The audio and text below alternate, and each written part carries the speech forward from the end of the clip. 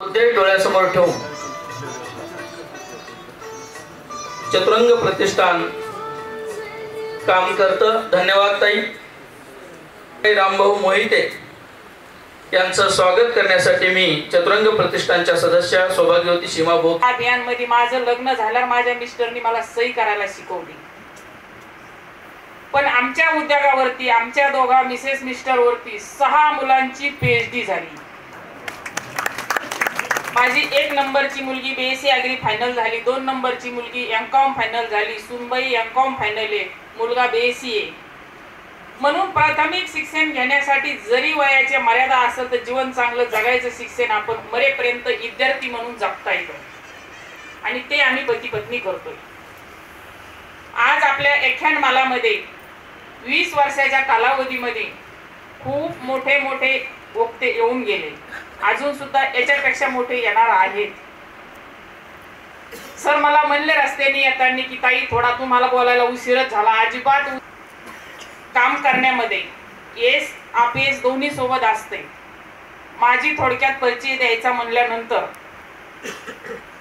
2003 ला आवळा प्रक्रिया उद्योगाची सुरुवात केली।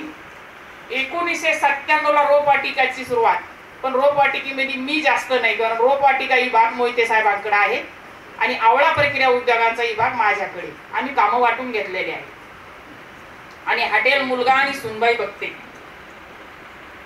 हा 3 बिझनेस आहे।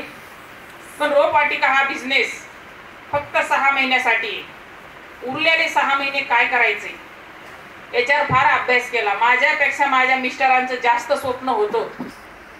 3 मध्ये 1997 ला आम्ही काळेगावला कामाला गेलो। रामनगर साखर कारखाना चालू असताना आम्ही ऊस तोडी केलेली व्यक्ती आहे।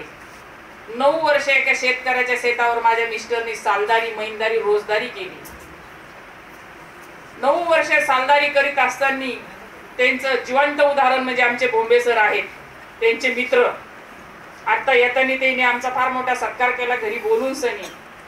हे मोठं कौतुक आम्हाला सांगितलं तेवढं कमी आहे की 22 वर्षानंतर मी मित्र एकूण एकाला कायम राहतात। भरलं होतं, शरद जोशी साहेब तिथे आलते आणि आम्हाला शेतकरी म्हणून फ्री टेबल लावायला जागा मिळाली आणि तिथं आम्ही टेबल लावल्यानंतर त्या उरलेल्या पाकाचं शरबत करून इकरीला ठेवलं।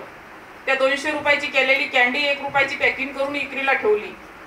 पारंपरिक स्वभाव होता, घरात हरभऱ्याची भाजी होती, वाळलेली बोरं होते, त्या बोरांचं बोरकूट करून इकरीला ठेवलं। वाळलेली हरभऱ्याची भाजीचे पॅकेट करून तिथं इकरीला ठेवले आणि 4 दिवसाच्या स्टॉल मध्ये तिथं 1200 रुपये झाले।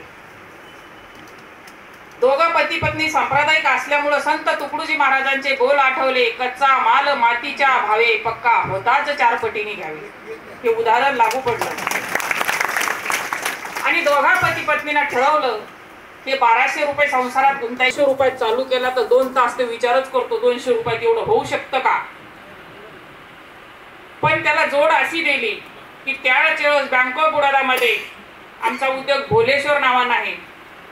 बँक ऑफ बडोदामध्ये भोलेश्वर नावाने खातं खोललं आणि थोडी थोडी बचत करीत गेलो। 2003 पासून तर 2009 पर्यंत बँक ऑफ बडोदामध्ये बऱ्यापैकी बचत झाली। सर्वांचा